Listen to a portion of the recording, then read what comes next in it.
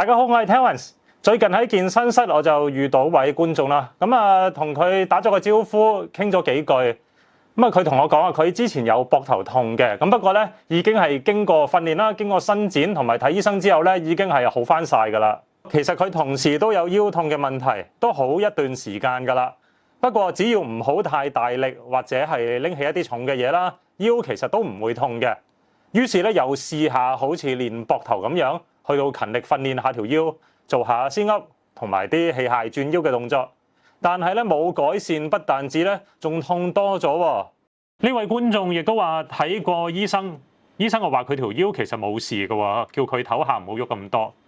咁之後我再同佢深入傾多咗一陣佢嘅訓練模式啦，就發現咗有一啲一般人都會常見嘅情況係出現咗喺佢身上，就係核心肌群唔穩定，同埋動作過快，引致到佢嘅訓練係仲惡化咗佢嘅核心肌群唔穩定嘅情況。其實核心肌群有啲咩作用呢？核心唔穩又點解會產生腰痛呢？嗱，我舉一個例子，呢度有個水樽，裏邊冇水嘅，我同時間將個蓋咧都扭開埋佢啦，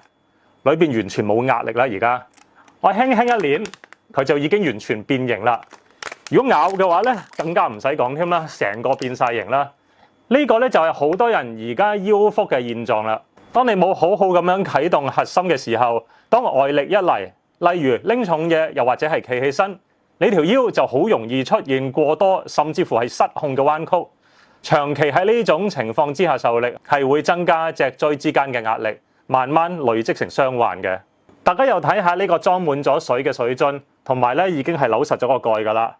我無論係點樣大力捏佢都好啦，又或者係用力咬佢咧，都唔會變形㗎喎，因為裏邊已經係充滿晒液體，有好充足嘅壓力。當我哋學識咗點樣啟動核心嘅環狀收縮之後，呢個肚就會好似呢個水樽一樣，有一個有壓力嘅支撐系統，可以幫你去到分散壓力，減少脊椎產生不必要嘅變形，令動作更加穩定。即係其實我哋唔係要條腰完全唔喐嘅，唔係要24小時條腰都要非常之正確，左右要對稱，前後都要喺正確嘅位置。其實唔係咁嘅，我哋提升脊椎嘅穩定度，係要令佢喺需要嘅時候穩定住，而唔係亂咁喐。核心肌群我哋又稱為腰腹入面嘅核心肌肉，分別有盆底肌喺盆骨底部嘅位置，多裂肌沿住我哋脊椎嘅深層肌肉，橫膈膜喺我哋嘅腹腔嘅頂部，仲有腹橫肌喺我哋腹部嘅深層位置。要做到啟動核心肌群，訓練嘅時候動作應該要以穩定同埋慢為主嘅，為求肌肉喺每個角度都會有受力，同時喺受控同埋預定嘅軌跡之下去到做啊。如果咧動作太過快，甚至乎係為咗完成動作而快速咁去到擺動嘅身體啦，即係為做而做啦，我哋咧就會等於借咗一個喺物理學上嘅慣性。慣性就係只要我哋俾足夠嘅力量，只要將物件由起點推一下，就能夠將物件咧推到去終點㗎啦。而中途咧，其實我哋肌肉係可以完全唔使用力㗎喎。跟住咧，我哋就會講過量訓練咯。有啲朋友會為咗強化自己嘅腰腹，就會做 sit up 啦、捲腹。雖然咧真係可以強化到腰腹嘅，但係呢啲動作咧始終都係以訓練淺層肌肉為主。但係如果淺層嘅肌肉越強，強到負責穩定脊椎嘅深層肌肉都冇辦法抵抗嘅時候，就會變成冇辦法穩定到脊椎喺動作過程之中方向嘅改變。好似水樽入面咧，我哋只係入咗半支水咁樣，其實仍然冇辦法穩定到脊椎。喺日常生活入面，動作嘅控制喺核心肌群入面主要有3個嘅作用。第一，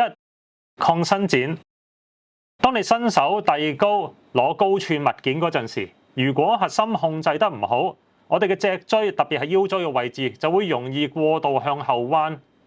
增加咗咧後面關節嘅壓力。不過呢度順帶一提，肌肉太緊嘅話咧，會令到膊頭遞高嘅幅度個角度都會受限制嘅，會變得遞唔到咁高。嗰陣時就真係有機會用條腰去到代償，咬後啲條腰，令到自己隻手臂可以遞高得多一啲。喺呢一啲嘅情況，唔淨只係要增加核心肌群嘅穩定性，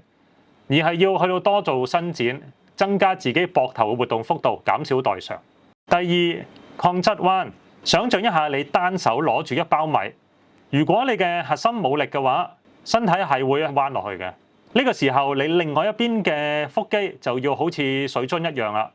一路去撐住、穩定住，保持你嘅脊椎係喺直立嘅狀態之下。第三，抗旋轉。當你坐低轉身，想拎一啲嘢嘅時候，如果主要用晒條腰去到轉，而唔係配合胸椎同埋髖關節、盤骨呢啲嘅位置，就會令到腰椎容易承受過多嘅旋轉壓力。嗱，腰椎咧本身其實係可以有少量嘅旋轉嘅，但係咧就唔適合又要負重又要旋轉，仲要反覆做呢一啲嘅動作。以下有一啲訓練嘅動作，當你要喐嗰陣時，核心肌群又點樣去到配合訓練呢？我哋可以先訓練抗伸展嘅動作，雙腳踏實地面，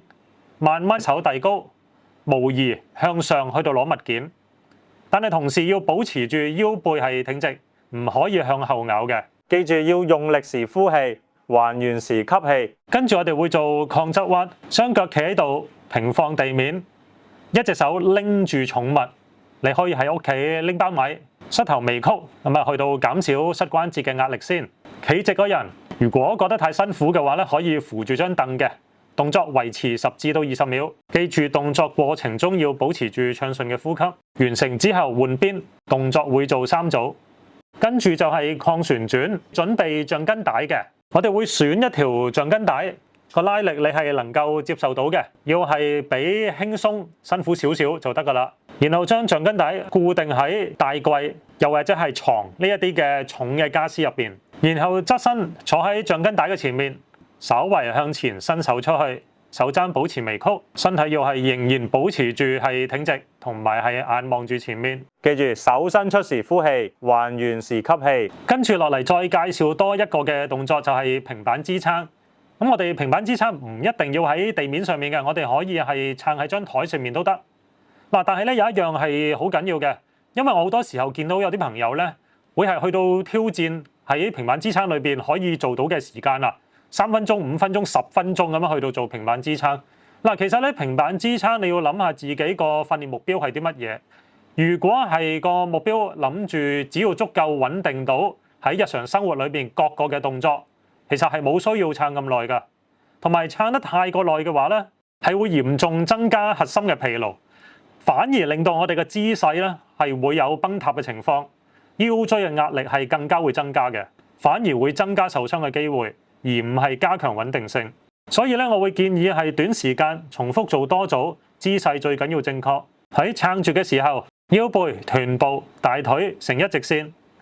初學嘅維持住15至30秒已經足夠㗎啦。當然，以上嘅建議都係適合一般人士。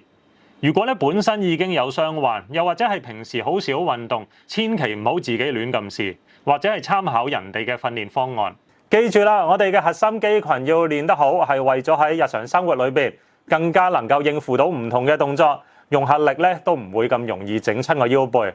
將你自己嘅水樽咧入滿水，扭好個樽蓋，先至去咧啟動到你嘅核心肌肉，應付你日常嘅需要㗎。好啦，今日嘅影片到呢度先，我哋下次翻到嚟再見，拜拜。